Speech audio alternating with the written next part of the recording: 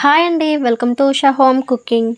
ఈరోజు వీడియోలో prawns fried రైస్ని ఎలా చేయాలో చూడండి. చాలా టేస్టీగా ఉంటుంది, అలాగే ఈజీగా కూడా చేసుకోవచ్చు. ముందుగా ప్రాన్స్ ఫ్రైడ్ రైస్లోకి కావాల్సిన ఇంగ్రీడియంట్స్ చూద్దామండి. చిన్న ముక్కలుగా కట్ చేసుకున్న క్యారెట్, చిన్న ముక్కలుగా కట్ చేసుకున్న క్యాబేజీ, చిన్న ముక్కలుగా కట్ చేసుకున్న క్యాప్సికమ్, అలాగే రౌండ్గా కట్ చేసుకున్న పచ్చిమిర్చి కూడా తీసుకోవాలండి.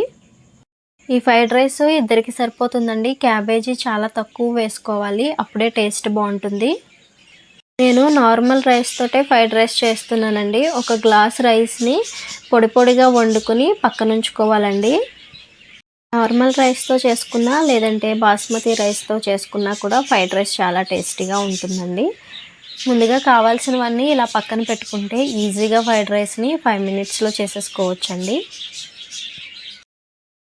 కొంచెం కరివేపాకు, కొత్తిమీర, ఒక టీ స్పూన్ వరకు మిరియాల పౌడర్ కూడా వేసుకోవాలండి. మీరు స్పైసీ ఎక్కువ తినేవారైతే ఇంకొక హాఫ్ టీ స్పూన్ వేసుకోవచ్చు. తర్వాత half teaspoon vinegar, half teaspoon soya sauce కూడా వేసుకోవాలండి. ఇవైతే ఫ్రైడ్ రైస్లో కన్ఫామ్గా వేసుకుంటాం కదా. అలాగే శుభ్రంగా కడిగి తీసుకున్న ప్రాన్స్, కొంచెం ఉప్పు, పసుపు వేసుకుని ప్రాన్స్ని కడుక్కోవడం వల్ల నీచు వాసన రాదండి.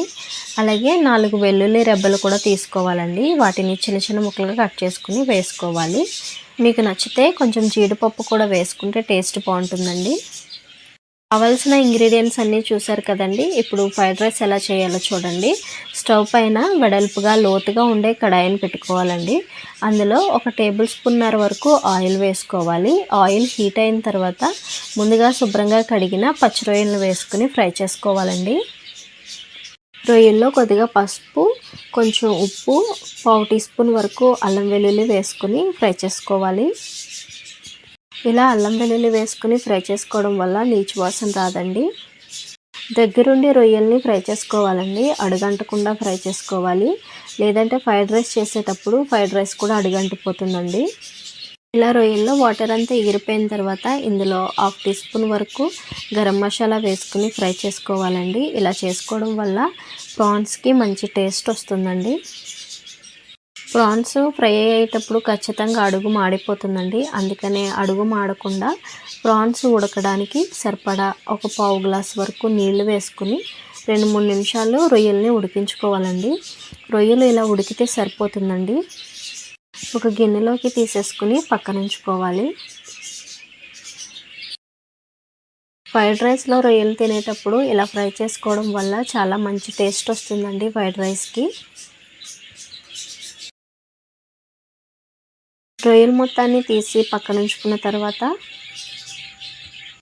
ఇందులో కొంచెం ఆయిల్ ఎక్కువగా ఉందండి. ఈ ఆయిల్ని కొంచెం తీసేసుకోవాలి. ఎగ్ ఫ్రై చేయడానికి ఇంత ఆయిల్ అవసరం లేదండి. 1 టీ స్పూన్ ఆయిల్ ఉంటే సరిపోతుంది. ఇలా ఆయిల్ని తీసి పక్కన ఉంచేసుకున్న తర్వాత ఇందులో 3 ఎగ్స్ వరకు వేసుకున్నానండి. ఆయిల్ హీట్ అయిన తర్వాత ఎగ్స్ని వేసుకుని ఫ్రై చేసుకోవాలి. రొయ్యలైనా సరే, ఎగ్స్ అయినా సరే ఫ్రై చేసుకునేటప్పుడు అడుగు మాడిపోకుండా ఉండేలా చూసుకోవాలండి. అడుగు మాడిపోతే టేస్ట్ అంతగా బాగోదండి. ఎగ్స్ వేసుకున్న తర్వాత మంటని హై ఫ్లేమ్లో పెట్టుకుని కొంచెం ఉప్పు, పసుపు వేసుకుని ఫ్రై చేసుకోవాలి.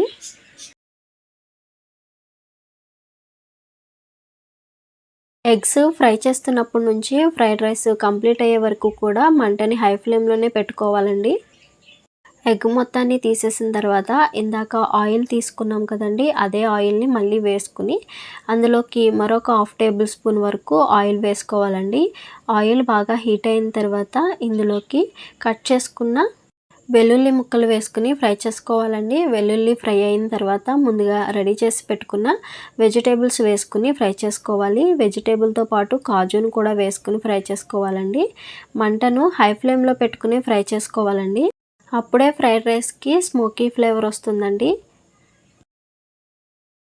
బండి మీద అయినా రెస్టారెంట్లో అయినా వాళ్ళు మంటను ఆపి పెంచుతూ చేస్తారండి. కానీ మన గ్యాస్ పొయ్యి మీద అంత పెద్ద మంట రాదు కాబట్టి మంటను మాత్రం హై ఫ్లేమ్లో పెట్టుకుని చేసుకుంటేనే ఆ టేస్ట్ వస్తుంది. కలుపుకుంటూ వెజిటేబుల్స్ని ఫ్రై చేసుకోవాలండి. 2-3 నిమిషాలు మంటని హై ఫ్లేమ్లో పెట్టుకుని ఫ్రై చేసుకుంటే వెజిటేబుల్స్ అనేవి 60-70% వరకు ఉడికిపోతాయండి. వీడియో స్టార్టింగ్లో చెప్పాను కదండి, క్యాబేజీ అనేది చాలా తక్కువ వేసుకోవాలని, లేదంటే క్యాబేజీ ఫ్లేవర్ అనేది ఎక్కువైపోతుందండి. చాలా తక్కువ వేసుకోవాలి క్యాబేజీ. ఈ విధంగా వెజిటేబుల్స్ని ఫ్రై చేసుకున్న తర్వాత ఇందులోకి కొంచెం కరివేపాకు వేసుకుని మరొక నిమిషం పాటు ఫ్రై చేసుకోవాలండి. కరివేపాకు ఫ్రై అయిన తర్వాత పొడి పొడిగా వండుకున్న అన్నాన్ని చల్లారిన తర్వాత వేసుకోవాలి. అలాగే ఒక టీ స్పూన్ మిరియాల పౌడర్, రుచికి సరిపడా ఉప్పు వేసుకుని బాగా కలుపుకోవాలండి. రైస్ని వండుకున్నప్పుడే కొంచెం పొడి పొడిలాడేలాగా, అలాగే పదును మీద ఉండేలా వండుకోవాలండి. ఇలా రైస్ వేసి కలుపుకున్నప్పుడు రైస్ అనేది ముద్ద ముద్దగా అవ్వకుండా ఉంటుందండి. రైస్ని వేసిన తర్వాత 2 నిమిషాల పాటు ఇలా కలుపుకుంటూనే ఉండాలండి. ఇలా కలుపుకుంటూ అడుగు మాడిపోకుండా చూసుకోవాలి.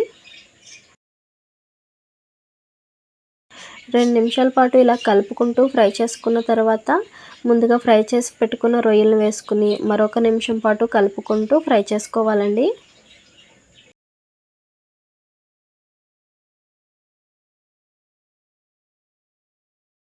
మొత్తం 3 నిమిషాలు ఇలా కలుపుకున్న తర్వాత ఇందులో 1/2 టీ స్పూన్ వరకు సోయా సాస్ వేసుకోవాలి. అలాగే 1/2 టీ స్పూన్ వెనిగర్ వేసుకుని బాగా కలుపుకోవాలి.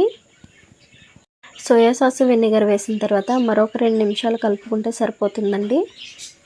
మీకు కంపల్సరీగా రెస్టారెంట్లో తిన్నట్టు, బండి మీద తిన్నట్టు టేస్ట్ రావాలంటే ఇందులో కంపల్సరీ టేస్టింగ్ సాల్ట్ అనేది వేయాలండి. నేనైతే వేయడం లేదండి. మీకు కావాలంటే మీరు ఖచ్చితంగా టేస్టింగ్ సాల్ట్ వేసుకోవాలి. 2 నిమిషాల పాటు కలుపుకున్న తర్వాత ఎగ్ని వేసుకుని మరొక నిమిషం కలుపుకోవాలండి. మంటను మాత్రం ఎక్కడా తగ్గించకుండా హై ఫ్లేమ్లోనే ఉంచుకోవాలండి. మీరు వీడియోలో గమనిస్తే రైస్ అనేది పైకి ఎగురుతున్నట్టు కనిపిస్తుందండి. ఇలా వస్తే ఫ్రైడ్ రైస్ అనేది పర్ఫెక్ట్గా వచ్చినట్టు. మంటను హై ఫ్లేమ్లో పెట్టుకుని చేసుకుంటే ఫ్రైడ్ రైస్ అనేది ఇలా వస్తుందండి. స్టవ్ ఆఫ్ చేసేసుకోవాలండి. లాస్ట్లో కొత్తిమీర వేసుకోవాలి. టేస్ట్ అయితే చాలా బాగుంటుందండి. ఒకసారి మీరు కూడా ట్రై చేసి చూడండి. ట్రై చేసిన తర్వాత మీకు ఎలా కుదిరిందో కామెంట్ చేయడం మర్చిపోకండి. అలాగే వీడియో చూసారు కదండి, నచ్చితే తప్పకుండా లైక్ చేయండి, షేర్ చేయండి, సబ్స్క్రైబ్ చేయడం మర్చిపోకండి. Thanks for watching. హోమ్ కుకింగ్కి లైక్ చేయండి, షేర్ చేయండి, సబ్స్క్రైబ్ చేయండి. అలాగే ఉన్న పక్కనున్న బెల్ ఐకాన్ గట్టిగా కొట్టండి.